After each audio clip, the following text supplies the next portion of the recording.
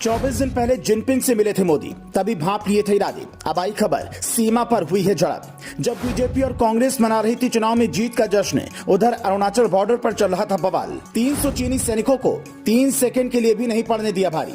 जवानों की जांबाजी देख भागे उल्टे पांव।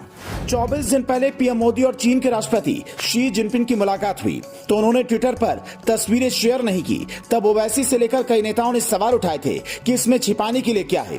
शायद वो नेता ये नहीं समझ पाए थे कि ये मुलाकात ऐसी थी जिसमें कई मायने छिपे थे। शायद मोदी तभी ये समझ गए थे कि गलवान जैसी साजिश रचने वाला चीन मुलाकात के बाद भी अपनी नीतियों से बाज नहीं आएगा। नवाज शरीफ की तरह जिनपिंग मोदी से मिले जरूर, लेकिन जवानों को साफ मैसेज दे रखा था कि बॉर्डर पर अपनी चालबाजी से पीछे मत हटना। राजनीतिक मुलाकातें होती रहती हैं। इसका सबसे बड़ा सबूत तब मिला जब 9 दिसंबर को चीनी सैनिकों ने अरुणाचल प्रदेश के तवांग में तांडव मचाने की कोशिश की। जब बीजेपी गुजरात में बम्पर जीत का जश्न मना रही थी और कांग्रेस नेता हिमाचल में बीजेपी को हराने का ख्वाब पूरा होने पर खुशी मना रहे थे, तभी उधर अरुणाचल बॉर्डर से यह खबर आई कि यहाँ सब ठीक नहीं है। चीनी सैनिकों ने फिर से चालबाजी शुरू कर दी है। रिपोर्ट के मुताबिक अरुणाचल प्रदेश के तवांग जिले के यंगस्टे में चीन की पीपल्स लिबरेशन आर्मी एलएसी तक पहुंचना चाह रही थी। करीब 300 चीनी सैनिकों ने 17,000 फीट की ऊंचाई पर बर्फ से ढकी एक चोटी पर चढ़ने की कोशिश की, लेकिन भारतीय सेना के जवानों ने उन्हें खदेड़ दिया। भारत से ज्यादा चीन के जवान इस झड़प में घायल हुए हैं। रक्षा मामलों के विशेषज्ञ कहते हैं कि ये चीन की साजिश है। कोर कमांडर स्थिर की इतनी बार बातचीत होने के बावजूद वो इस मुद्दे को सुलझने नहीं देना चाहता। वो सीमा के पास ही गांव बसा रहा है। वहां उसने रेल, सड़क और एयर कनेक्टिविटी भी बढ़ा ली है ताकि मुसीबत में आसानी से बॉर्डर तक पहुंचा जा सके।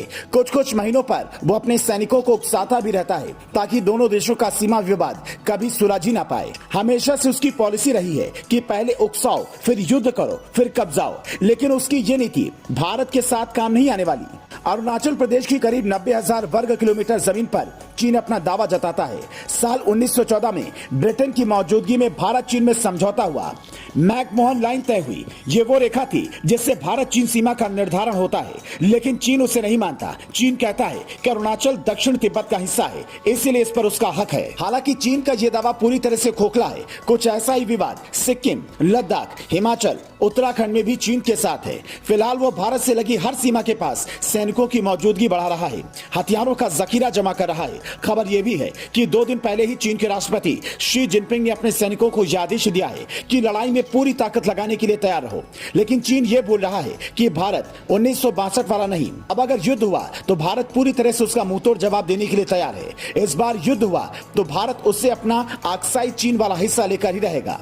गलवान से लेकर तवांग तक भारतीय सेना के जवानों की जाबाजी देख उसे अपनी गलतफहमी दूर कर लेनी चाहिए। Bureau report, news flash.